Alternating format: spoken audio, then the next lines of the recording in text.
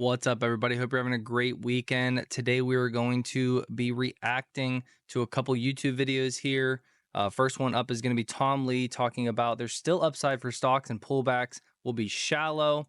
Then we're going to be getting into Dan Ives' Apples in the Eye of the Trade Policy Storm. That's going to be a good one. And then finally, we actually are in agreement with Jim Cramer when he says when hedge funds are poorly positioned, which they are right now, you'll get motivated buyers, and it kind of goes along with this first one with the pullbacks will be shallow with what Tom Lee is saying. So let's get into it, guys. Risk reward is much better now than even before the trade war started. FundStrat's Tom Lee is a CNBC contributor and joins us now from Miami. It's good to see you as always. How's that possible? How's the risk reward better now than then? Scott, I think when we go back to February when the market was at all-time highs, we have to keep in mind we had a lot of uncertainties ahead of us, and we weren't necessarily looking at 2026. You know, the tariff visibility is much better today than it was 3 months ago. And when we look at 2026, I think that there are things to look forward to, such as deregulation, tax cuts, and actually a Fed that's on hold now, but probably doing more cuts now in 2026. And then from a company perspective, companies survived, I think, a black swan event. You know, that waterfall decline in equities and the sort of the near heart attack of the economy still was an environment where companies produced earnings that beat expectations. I mean, so this is the fifth stress test for businesses. I mean, when I put all that together, I think PE's probably going to be higher in 6 months than lower. And when you think about 2026 earnings having upside, I think there's still upside for stocks. Do I agree with Tom Lee? Yes, I do. We went through an environment where even I thought that big tech and Mag 7 were going to come out and they were going to have poor earnings, or now not super poor, right? I just meant like maybe they missed on EPS or maybe they missed on revenue, or definitely I thought guidance was going to be weaker or unknown for these companies. But the majority of these companies came out smashed earnings in a very tough environment. And then they turned around and gave good to great guidance. So to get through all of that just shows how strong these companies are, especially big tech Mag 7 names, how strong they are and how beaten down they were with the PEs they were having.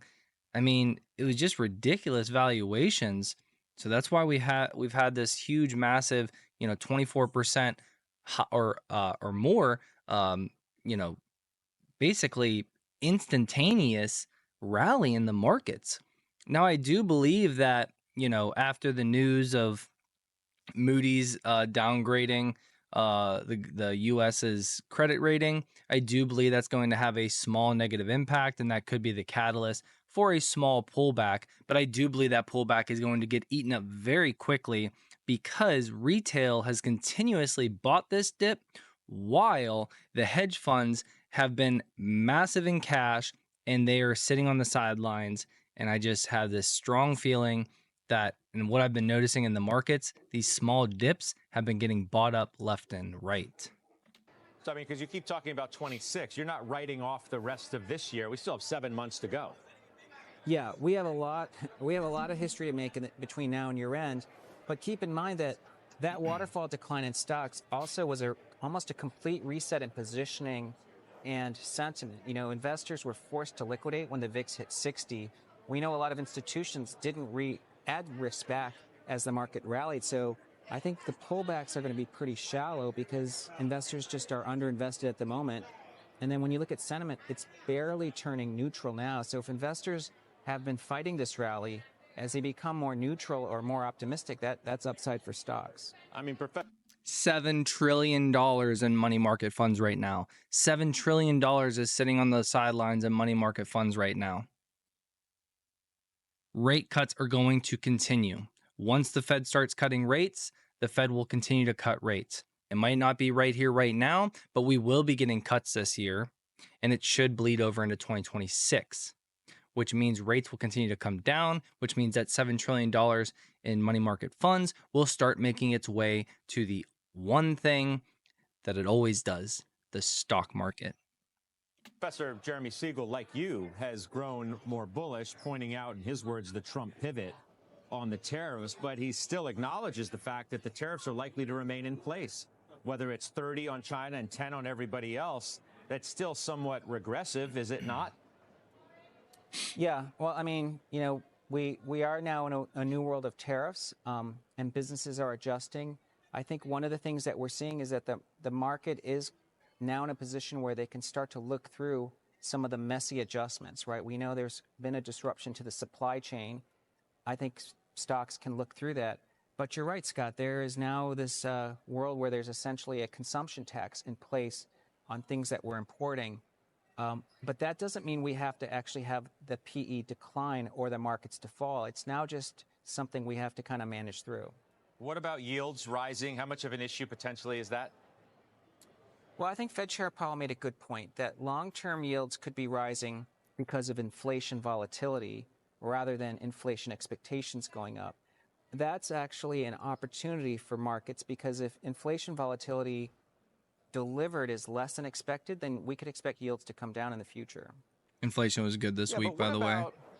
I feel like the bulls are finding convenient excuses for why the rates on the longer end are going up. What if it simply, Tom, is the fact, and I don't mean to single you out, I mean, the professor in his answer to the question, too, put more credence in the fact that, well, maybe it's because growth is going to be better, not so much the deficit. However, what if finally the bond market is saying enough is enough and it's time to get real? And if you all don't, we will. Yeah, Scott, there was a moment like that a few years ago when, you know, when an auction went badly and many people declared this was sort of the end of the ability for the U.S. government to finance, and people panicked and the VIX surged.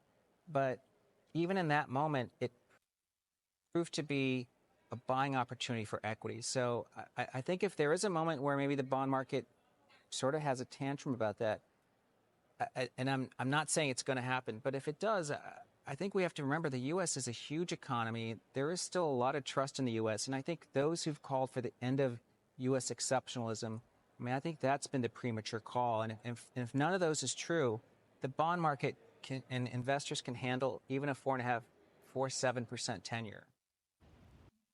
All right. Next up, Dan Ives. Apple's is in the eye of the trade Ives policy is the storm. star analyst at Wedbush. He joins us right here at Post Night. It's good to see you. Yeah, great to be here. They have been in the thick of it, right? Have you felt that trying to cover this company? Yeah, and then they're in the eye of that storm. I mean, I think no one's impacted more, even when you. They're in the eye of the storm because of China, and most of their phones are built in China. And obviously the whole tariff thing, it's the same reason why they had, you know, a ton of planes filled with iPhones come on over, you know, packed full of iPhones before the tariffs started.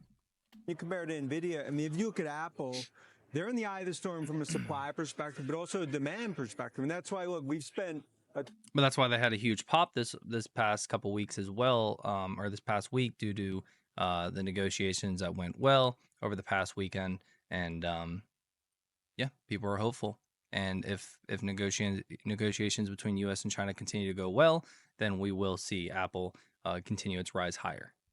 A ton of time the last 3-4 weeks talking to all of our supplier checks throughout Asia, basically getting comfort. Can they get the iPhone 17 in terms of India as well as China, just to make sure that this is a hedge strategy? Feel a lot better about it today than we did 3 weeks ago. Give me more on that, like the answer that you found. If you're asking the questions around that, what do the data tell you? So that data tells us that they could scale iPhone 17 production and assembly up to basically 60 to 65% coming out of India, if they need to. Okay, so we'll see what happens in terms of the China tariffs. Do they even de-escalate more? But it shows that they now can pivot to a point. Scott, we talked 3 weeks ago. I thought best case 25%, and even though they talked on the quarter more than 50%, it shows now they're I think well ahead of this, putting themselves in a very hedged strategy, regardless of what happens from Trump administration, whether it's India as well as China. Well, I mean, a strategy. Apple did very well on their earnings as well, and they had pretty good guidance. So Apple's maneuvering this whole tariff thing with China very, very well, honestly. I will say Apple is, in my opinion, the most expensive only to Tesla, the most expensive with the least amount of future growth and exciting new products. That's Apple all day out of the Mag 7 names. Strategy that's obviously gotten the ire of the president. What do you make of that? I mean, look, we continue to view it. It's a fairy tale, the concept. Making an Manufacturing an iPhone in the United States. No, look, if you want a $3,500 iPhone, we should make them in New Jersey. The reality is that it would take 4 to 5 years even to get 10% to the U.S. And if you look at the supply chain logistics of it, in my view, it's impossible. Now, look, in terms of AI investments, everything we've seen, the $500 billion, they probably upped that more. But when it comes to iPhone production, it's India, it's China, and maybe some in Vietnam. We just don't see, and we get the pressure.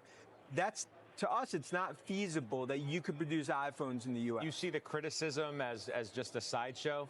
I mean, it also comes in a week. Let's not forget that Jensen Huang of NVIDIA is over in the Middle East on this tour, and the president even called out the fact that he was there and Tim Cook was not. Is it a sideshow? Does it have the ability to become something more substantive? Yeah, it's a great question. Look, I think it's a shot across the bow a little at Cook relative to the India move.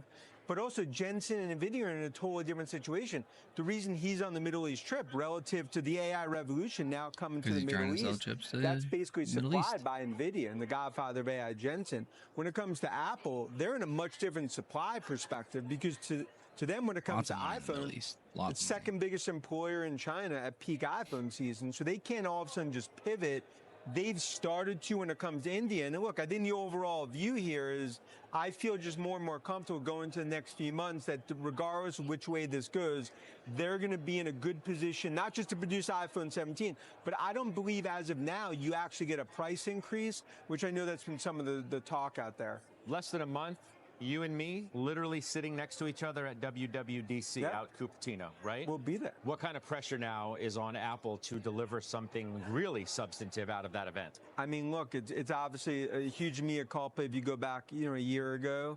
I mean, you don't get a second chance to Apple. I mean, I think this is one where they need to lay out for the developers what the AI ecosystem is. And you contrast that with Meta and obviously what they need doing with something their new. model and obviously...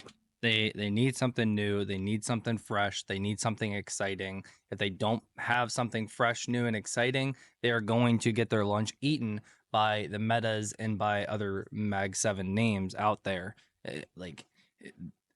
They're going to continue to make money and do good with iPhones and that ecosystem. But if they don't bring something new out, and the whole virtual reality glasses that cost, $3,000 or whatever, that thing tanked hard.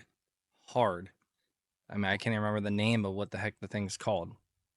So Meta's still winning in that realm with Quest, just a cheaper product, and we're not there yet as a society. Pushing that out. There's a window of opportunity here for Apple. I also believe we'll get that Alibaba partnership in China, which I think is key to that AI partnership. Look, the developers, massive. I mean, you've talked about the hearts and lungs of the Apple and the Cupertino network. Yeah. Awesome. Last one up here, guys. Jim Cramer, when hedge funds are poorly positioned. It tends to do well. We know there's seasonal periods and patterns that are terrific. We know that stocks thrive, for instance, when interest rates are going down. But there's another auspicious moment, and that's when the conventional wisdom collectively decides that because of extenuating circumstances, in this case, a welcome break from ever higher tariffs, we're no longer at risk of a recession in the near future. For as long as I've been in the business, that's a terrific time to buy, and I think that's where we are right now. When we look back at this week, a very bullish one, we're going to remember it as a time when Wall Street analysts, particularly the strategists, took the recession concerns off the table. And that's why we had such a terrific run, including this fabulous industrial-led rally that we got this week. Why did this happen? Not that long ago, when we were all terrified of how bad Liberation Day tariffs would be for retail, a buddy consensus emerged that our consumer-led economy simply couldn't hold up under the weight of these tariffs. And a recession, well, it was inevitable. Then we got the 3-month stay of execution of the global tariffs, which mattered, but we still had the huge China tariffs. almost like an embargo, which could have done real damage. Certainly there would have been shortages. But fortunately on Saturday night, there was a break in the talks with China, and while there are still some tariffs, they're not going to be big enough to wipe out the economy. So the companies that were levered to economic growth, think about companies like Caterpillar, United Rentals, I don't know, Deere, saw their stocks buoyed by the removal of the recession worry. You saw some of that at work yesterday when Deere reported a solid quarter, but was cautious about the future, something that would have at one time sent the stock down a few weeks ago, but this time actually spurred a rally in the company's stock. You also saw it when Walmart reported a terrific quarter yesterday, and the stock went up at first before plummeting when management mentioned the need to stay concerned about tariffs. The stock then rallied back, though, and continued to move higher today, something that would never have happened if people were still worried about a near-term recession. It's so prevalent in the market's dialogue right now that UBS came out with a terrific term for it, the contained downside scenario. They think that, quote, lingering uncertainty will be somewhat of a drag on demand, end quote, but that we're going to get through this.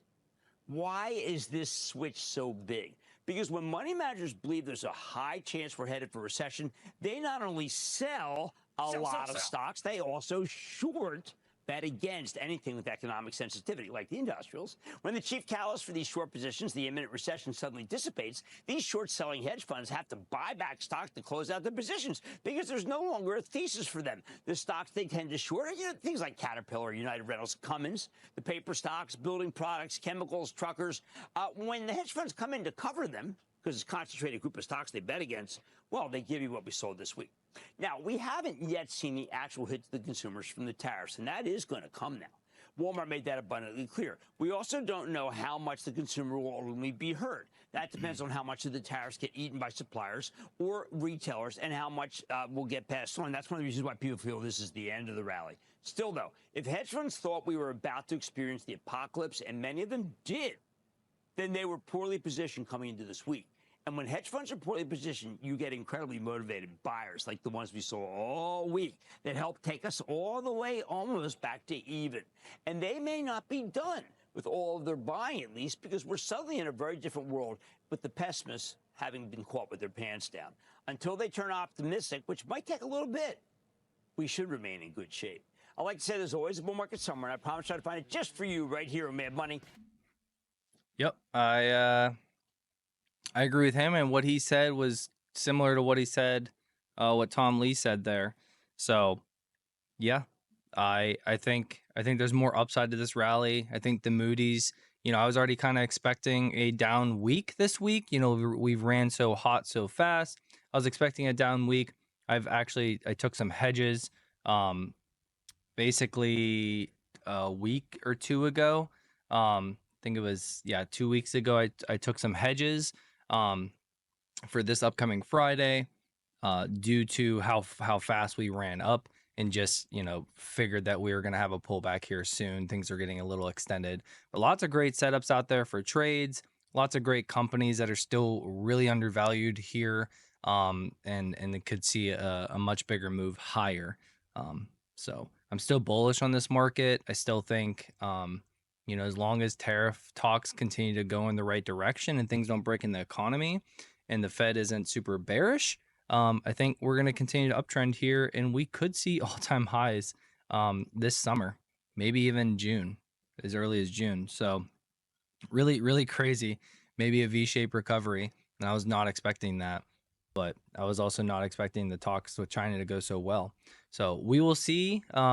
We will just continue to react to the markets. If you guys appreciate this type of content, if you guys like this type of content, smash that like button, hit the subscribe button. I'm a small guy here trying to grow, and just looking to put out good content across trading and investing. My whole channel is about working, trading, and investing meat, just doing a little bit of everything. So if you guys appreciate this, like, subscribe, check out my X, check out the community, all linked in the bio below, and hope you guys have a amazing and fantastic rest of your weekend. I'll catch you in the next one.